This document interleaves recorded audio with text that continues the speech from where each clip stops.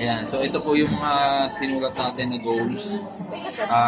Short term, mid term, and long term goal. Ay, nakita ko, bonus dapat eh. Yeah, pero yan. Yan yung mga goals na sinulat natin. So short term goal, syempre first of all, looking forward po tayo sa magiging yung achievement natin and new journey sa GGS. Kasi sa totoo lang, first time ko po itong gagawin na malayo ako sa amin. Wow. Tagal kong naging kumbaga yun nga, tagal kong naging comfort zone kasi na nasa amin lang ako. Pero first time ko po gagawin na hihiwalay ako sa amin. Lalayo ako talaga. Dahil ko pa nga mag-abroad. Talagang bahay ni Kuya. Ayan, so mga short term goal natin na naisulat ko dito, syempre, mag-mover maker tayo. Tapos rank up natin yung account ko from gold to platinum. Tapos kung kaya pa, kung pwede pa isagad hanggang gate, sagad natin. Tapos syempre po more directs kasi yun yung talagang goal naman natin kaya tayo mag-GGS is makapag-build talaga ng team. And midterm goals, makapag-Sapphire Elite rank tayo by siguro yun yung magiging midterm siguro from 3 months from now yan Sapphire Elite na tayo.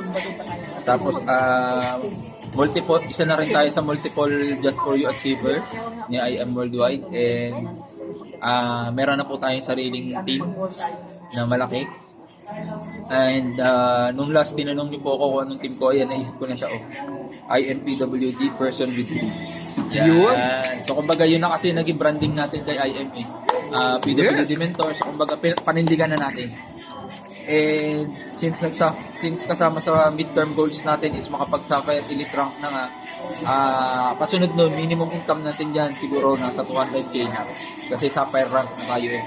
Sa long term goal po, siyempre lahat naman tayo, yung isa sa lahat naman ng mga mentors ang isa sa long term goal is mahit natin pare-pareho yung Proud Alpha Mentor na rank, which is yun yung pinakamalaki and pinakamasarap na rank ni IM. And kasama sa long term goal na sinulat ko po is maging isa na din sa car achiever ni IM. Lahat po ng kotse dadaanan natin yun yung kasama sa long term goal. House and lot achiever, sariling property sa amin sa Batangas, dun sa Lipa. Bibuild tayo ng farm doon para pagka pwedeng mag-team building doon ng buong team. Yun. Tapos syempre yung long-term goal natin, to be financially free and time free na kumbaga hindi mo na iisipin yung pag may gusto ka, hindi mo na iisipin na pag-iipunan ko muna siya kasi hindi ko pa kaya ngayon. Yun yung masarap kasi. And nakalagay dito bonus kasi. Ito naalala ko lang po bigla to mentor eh. Ito actually na-declare ko na siya kay BP. Nung exclusive mentoring ko sa Big Time. Kasi tinanong kami ni BP, ano yung mga long-term goal nyo? Ano yung nakikita mo sa sarili mo pagtagal ng mga siguro 10 to 20 years after since nasa IM Worldwide ka na. Sabi ko kay BP, siguro po BP isa sa nakikita ko, isa sa talagang dream ko, gusto ko maging motivational speaker din.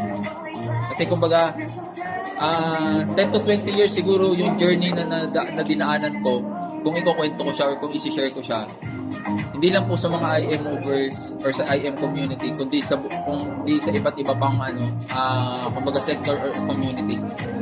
Iba yung alam ko iba yung magiging impact niya. Kasi kung ako nakaya ko siya, na-conquer ko lahat ng dapat i-conquer.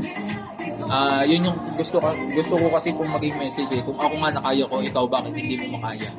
Ano yung pipigil sa'yo para hindi mo magawa? And hindi ka mag-succeed sa buhay. Kasi sabi nga, lahat yan mag-i-start talaga sa'yo eh, yung will mo. Kung gusto mo talaga yan, kahit anong hirap niyan, gagawa ka ng paraan para makuha mo siya and ma-achieve mo talaga siya. Ang tanong na lang dyan, willing ka bang pagdaanan yung lahat ng prosesong pagdadaanan mo para dun sa success na gusto mo? Ayun yun lang po, and thank you very much. Yun. Thank you, Mentor Daniel.